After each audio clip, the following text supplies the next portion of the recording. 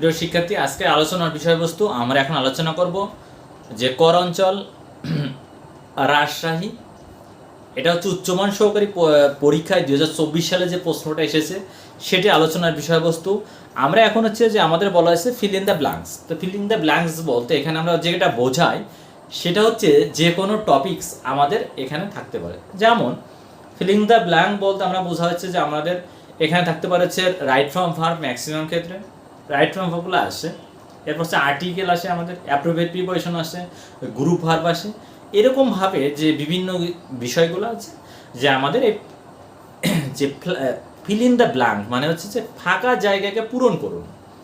এটা হচ্ছে যে আমাদের বলা হয়েছে, যেমন আপনার বাংলায় বলি আমার সোনার বাংলা, এরপরে যদি আমাকে যদি ফাঁকা জায়গা রাখে তাহলে আমাকে মনে রাখতে হবে যে আমার সোনার বাংলা, এরপরে ফাঁকা জায়গা থাকলে আমি তোমায়, তারপরে যদি ফাঁকা জায়গা থাকে তাহলে লিখতে হবে ভালোবাসি।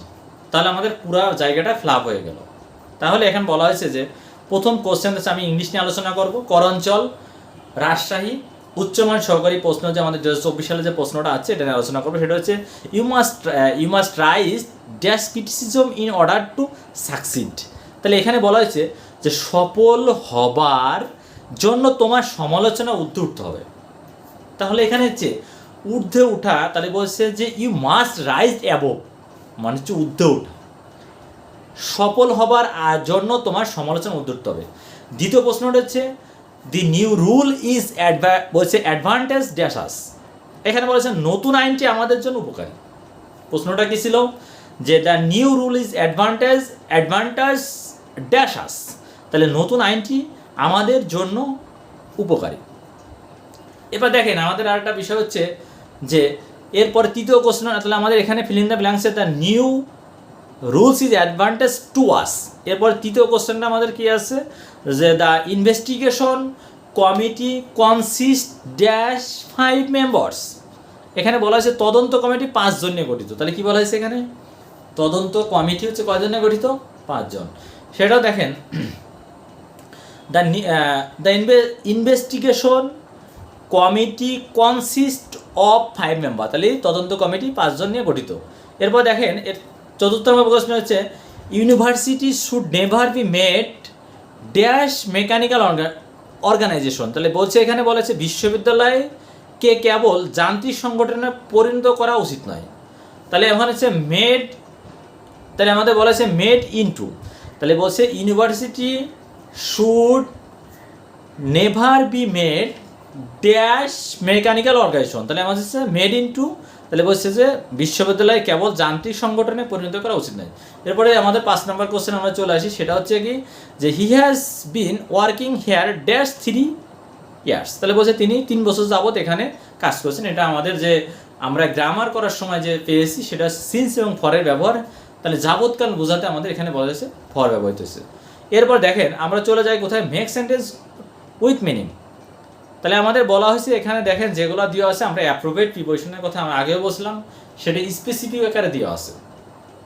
স্পেসিফিক দিয়ে কি বলছে, একটা হচ্ছে মেক সেন্টেন্স তৈরি করতে বলছে এখানে, ক্লিয়ার।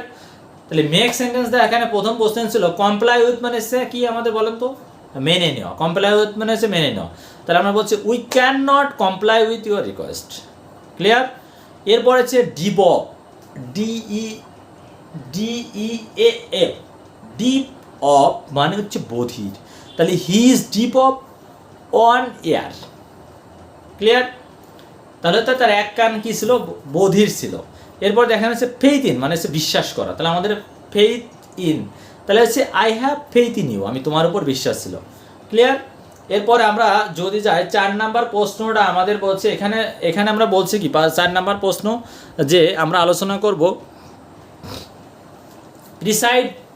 এখানে বলা হচ্ছে যে আমাদের প্রিসাইড ওভার মানে হচ্ছে পরিচালনা করা। এরপরে হচ্ছে রিমেডি ফরটা আমাদের কি আছে, রিমেডি ফর হচ্ছে আমাদের চর্চা করা। রিমেডি ফরটা কি আমাদের চর্চা করা। শপিং বলছে এখানে বলছে shopping became a remedy for personal problem, clear. এরপর হচ্ছে প্রিসাইড ওভার মানে পরিচালনা করা। The academy is preside over by the director general, clear. আচ্ছা, এরপরে দেখেন আমরা আলোচনা করব হচ্ছে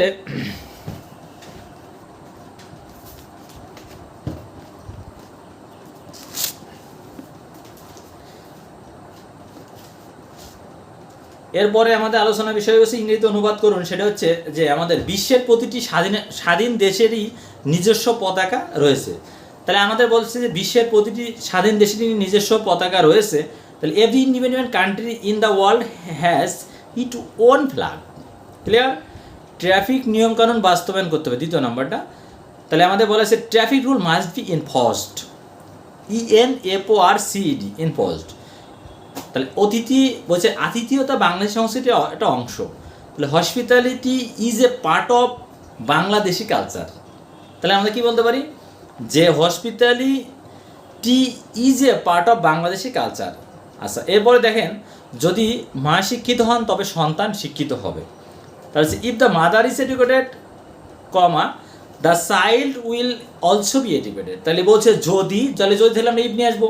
তারপরে কি বলেন তো, the mother is educated, the child will also be educated. তাহলে যদি মা শিক্ষিত হয় তাহলে তবেই সন্তান শিক্ষিত হবে। আচ্ছা, এরপরে প্রশ্ন হচ্ছে যে আমাদের 21 মানে 21শে ফেব্রুয়ারি এখন আন্তর্জাতিক মাতৃভাষা দিবস। তাহলে 21 February is now international mother language day. Understand it? আচ্ছা, এরপরে চলে যায় আমরা শুদ্ধ বানানে। আমাদের প্রথমে আছে কি বলে লেফটেন্যান্ট বানান আছে। তাহলে লেফটেন্যান্ট বানানটা কি, যে আমাদের লেফটেন্যান্ট মানে হচ্ছে যে আমাদের লেফটেন্যান্ট মানে হচ্ছে মিথ্যা তুমি 3 পিঁপড়া। তাহলে আমাদের বলছে মিথ্যা, তাহলে আমরা লাই, মিথ্যা তুমি ইউ, তারপর হচ্ছে 10 হচ্ছে 10 TEN, তারপর হচ্ছে পিঁপড়া হচ্ছে অ্যান্ড। তাহলে মিথ্যা তুমি 10 পিঁপড়া করলে আমরা লেফটেন্যান্ট বানান পারবো। এরপরে দেখেন আমাদের আছে রিপিটিশন মানে হচ্ছে পুনরুক্তি, রিপিটিশন। আমরা যে রিপিট করি না, বলে যে আপনার কথাটা বুঝতে পারি না, আপনি আর একবার রিপিট করুন, তখন হচ্ছে REPETITION, REPETITION, রিপিটিশন। আচ্ছা, এরপর হচ্ছে আমাদের পাঞ্চুয়াল। পাঞ্চুয়াল হচ্ছে সময়নিষ্ঠা। তাহলে আমাদের পাঞ্চুয়াল বানানটা কেমন হলে ভালো হয়? PUNCTUAL, পান। তাহলে আমরা পাঞ্চুয়ালে বানানটা সিডা মাছ থেকে মিস্টেক হয়ে যাবে। তাহলে মনে রাখতে হবে পাঞ্চুয়াল বানান কি আমাদের PUNCTUAL, পাঞ্চুয়াল। আচ্ছা, গেল। এরপর হচ্ছে টুরুলি মানে হচ্ছে ঠিকঠাক, টুরুলি TRULY, টুরুলি। এরপর আছে লাইসেন্স, LICENC। ক্লিয়ার? এরপরে দেখেন এরপরে আমাদের একটা আছে ফোকাস রাইটিং। ফোকাস রাইটিংয়ের পরে আমাদের আছে পদ্মা ব্রিজ। আমরা ফোকাস রাইটিংয়ের যে ব্যাপারগুলো আগে আমরা আলোচনা করছি। এখন হচ্ছে যে আমাদের দেখেন আছে হচ্ছে change the voice. Change the voice কি আইছে? I saw him fall from tree. তাহলে এখানে আমরা যদি করতে যাই তখন আমাদের এটা হচ্ছে আমাদের যে ট্রান্সফর্ম, আমি ক্লাসগুলো আলাদাভাবে নেব। তাহলে এই যে he was seen fall from the tree by me. তাহলে এটা আলাদা একটা আমাদের ফরম্যাট আছে। আমি এটা ট্রান্সফার সেন্টেন্সে আমাদের যেগুলো আছে সেটা হচ্ছে আমরা প্রথমে হচ্ছে যেটা বলি সেটা হচ্ছে আমাদের পজিটিভ, কম্পারেটিভ এবং সুপারলেটিভ। এটা আমাদের 3টা থেকে আমাদের মানে যে 9টা রুলস আসবে। এরপরে সিম্পল, কম্পাউন্ড, কমপ্লেক্স এবং আরেকটা আছে আমাদের। তাহলে আমাদের যে এটা থেকে চলে গেল compound, compound, simple, compound, complex.